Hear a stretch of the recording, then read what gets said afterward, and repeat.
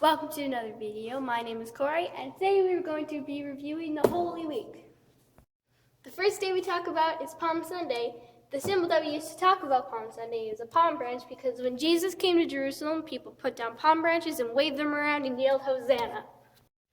Hosanna, Hosanna, Hosanna! The next day we talk about is Holy Monday, and this is a symbol that we use for Holy Monday because that was the day we talked about Judas selling Jesus for 30 silver coins. Dun, dun, dun. We also on that day talked about when a woman gave all of her money, which was 2 copper coins at the temple as a sacrifice, and other people gave lots of money, but it wasn't all of their money, so according to Jesus, she gave the most. If this was all the money that you had, whereas this was only some of the money, then this would be more than that. This is the next day, which is Holy Tuesday, and this is this picture that we used to talk about Holy Tuesday because that was when we talked about Jesus telling a bunch of people parables. One of the parables was when 2 people were asked to go work in the field. One of them said no, but ended up doing it, and the other one said yes, but never did it. Hey, Corey, can you take out the garbage? No. Maybe I will. This is Spy Wednesday, and this is the picture that we used to talk about Spy Wednesday because that day we compared Mary to Judas. Mary anointed Jesus on the feet with perfumed oil while Judas was in the background criticizing her. Hey, somebody put some oil on my feet. This is Maundy Thursday, and we use the symbol of praying hands for this day because after Jesus had the Last Supper, he went and prayed in the Garden of Gethsemane. Hey guys, after this we're gonna go and pray. The next day is Good Friday, and we use the crown of thorns as our symbol because that was the day we talked about Jesus dying on the cross. And Holy Saturday is the next day. This is the symbol that we used to talk about it because that was when we talked about Jesus silent in the tomb. There's nothing silly about that. The last day is Resurrection Sunday, which is actually Easter. And this is the symbol that we used to talk about it because the cross is a symbol of God's sacrifice of his son, and we use it to talk about it because he's not actually on the cross, which is good because he's risen.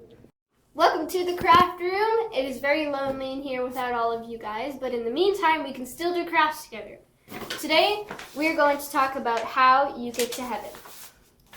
And you cannot get to heaven with a piece of paper, because that is just silly, but can you get to heaven in a airplane? No. Can you get to heaven in a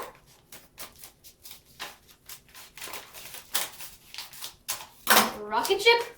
No. You can only get to heaven because of the cross. So now it's time for you guys to learn how to make this craft too.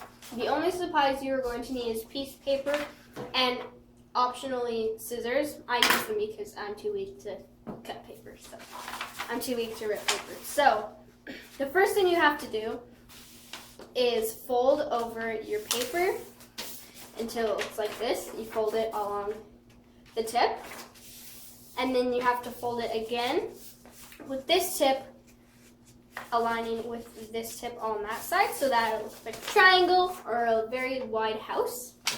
And then you flip it this way, and then you fold it in half so that it looks like that.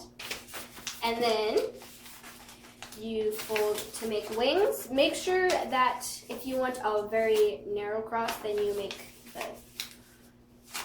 you have to make the wings very wide, but if you want a very big cross, then you can make them small. I like my cross to be very narrow, so I put the wings so that they are overlapping, and then I just match the wing on this side. And then you can't get to heaven in an airplane, so then you